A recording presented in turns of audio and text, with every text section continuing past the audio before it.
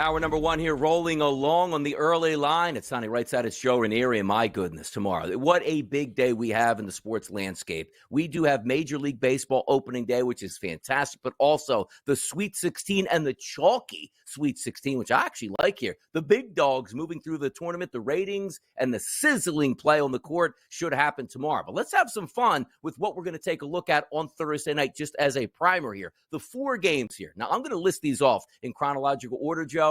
Then I need your assistance here as I sort of get angry once again when I see some of these times. But we'll get to that in just a moment. 7:09 p.m. tomorrow night. That's Clemson and Arizona, where Arizona is a 7.5-point favorite. 7:39, San Diego State and Connecticut will tee it up. A 10.5-point favorite here for Connecticut. Then we take a look at Alabama and North Carolina. That's a 9:39 tip-off tomorrow.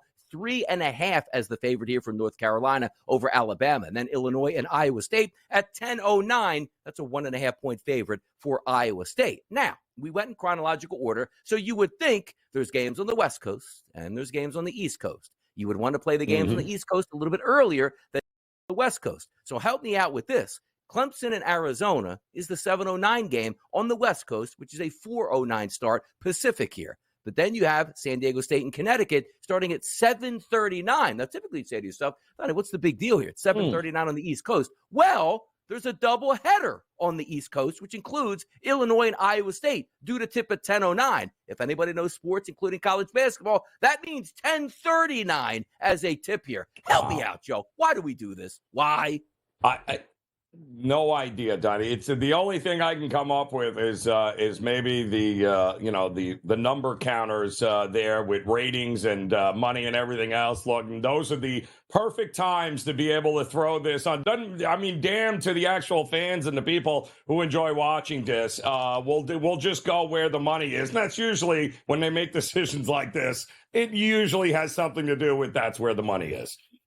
Yeah, it's pretty crazy because, again, I shouldn't be upset with this, but I feel like, I'm much older than what my age is because I won't be able to – I have tickets on, that Illinois-Iowa State game with Iowa State to possibly win the championship. And I got to wake up in the morning to see who won that basketball game. And also, if it started at 9, that's my fault then if I can't stay awake for that game. But tipping after most people are already in bed on the East Coast where the game is being played on the East Coast here – it's crazy that it happens here. But let's have some fun with these Thursday night games. And let's start with this.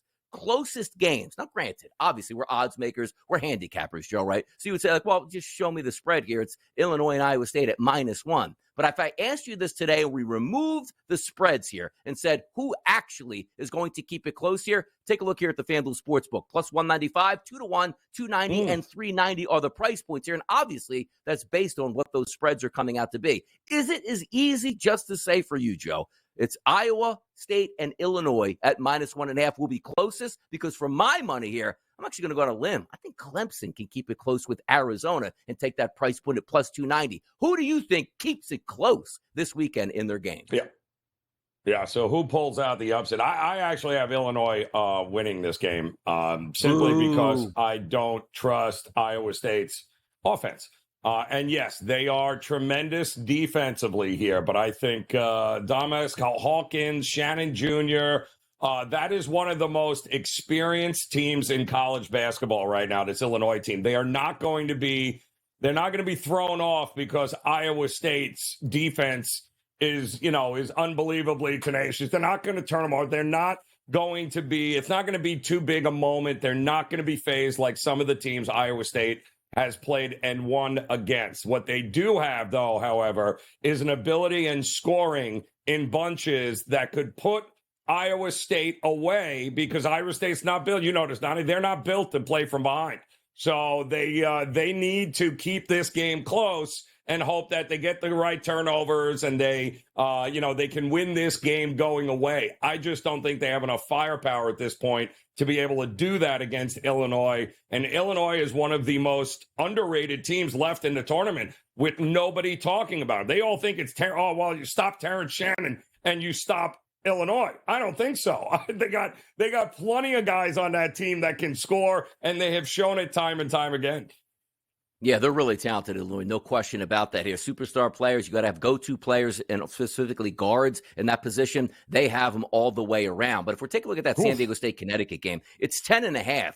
It's one of the rare spots here that you will find where it's right in your backyard for Connecticut. That is a de facto home game, because you usually might say, like, what happens if they were playing like Kentucky or Villanova or Providence, right? And say, like, okay, it's regionality. Those fans will be able to get there. You can't find a team in San Diego State farther away from the place that they're actually playing. So take a look at that 10.5. That is true home court advantage here for the Connecticut Huskies. Let's take a look at the highest scoring game probabilities here for Thursday night. Now, obviously, if we're looking at the totals, there are some pretty good ones. 152.5 in the Arizona game. You take a look at another game that should be a decent scoring game, Illinois and Iowa State, 145. The low band on the totem pole is Connecticut and San Diego State at 135.5. And then you have the outlier here, 173.5, North Carolina and Alabama. And you see those price points here. That's a minus 340 in the building here. Now, granted, that's one of those where you'd say to yourself, I'll take the 340. By far, it's going to be the best tempo, Joe. We've seen it before, 10-9 with 8 minutes to go in the first half, going like, what happened? Nobody can make shots here. I can't take the favorite, even though I think that pace is fantastic. If you were looking at the highest scoring game on Thursday, which game you picking out,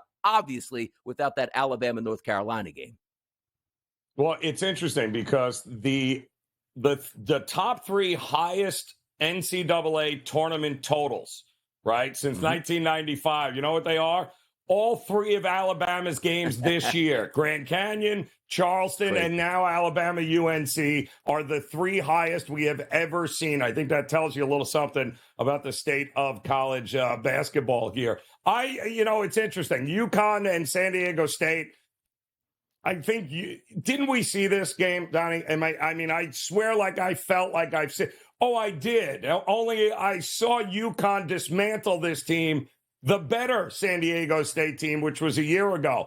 And the argument can be made that UConn's team this year is better than the championship team from a year ago. So I think UConn's going to open up a can of you-know-what on San Diego State here. And I would not be shocked at all if UConn is the highest scoring team this weekend, as everyone seems to think San Diego State's got a puncher's chance. They have no chance. Location, talent, absolutely. UConn is not going to be fazed by San Diego State, especially considering they just beat them, 10 months ago? Look, I need them out in a big way, UConn. So I got my Kawhi Leonard, San Diego State University jersey I might throw on for that game, and I need SDSU to keep that game close, or at least put some pressure on Connecticut. Everybody's brackets, they love Connecticut. I'm not loving Connecticut, but boy, would I love San Diego State pulling off the upset in that environment here. By the way, quick question on just handicapping a 173.5. Like, let's get this straight. It's 2 teams, obviously very talented here, off for a couple days, switching to a neutral court environment that they haven't played in here. So it's not one team's in their home gym in Alabama, one team's at the Dean Dome in North Carolina. Even if the numbers make sense and you know the tempo is going to be there. Like, I look at that 173.5 and say, let me just do the quick math. They both got to get to around 85 points. I just take the under and live with it here. How do you approximate getting to 173.5? Is it, hey, look, numbers make sense. I'll go over that number. But as you pointed out, we don't see these numbers in college basketball quite often. No. And again, when you just set the record for the 3 most highest totals in history of the tournament, and Alabama has them all, that's what you need to know. So what I would do, Donnie, is say, who do you think is going to win the game? Play their team total over. That's it. Yeah. Because that's what's going to take in order to win Alabama. If Alabama wins, they're going to need to, in all likelihood, they're definitely going to need a certain amount of points to get past North Carolina. Same thing with North Carolina. Take the team totals of whoever the winner is over. In this way, in case, because it's not going to stop for Alabama. Even if they're up 20, they're still going to keep playing Alabama basketball. There's not going to be any slowing down for either of these teams. So the team totals is the way I would look.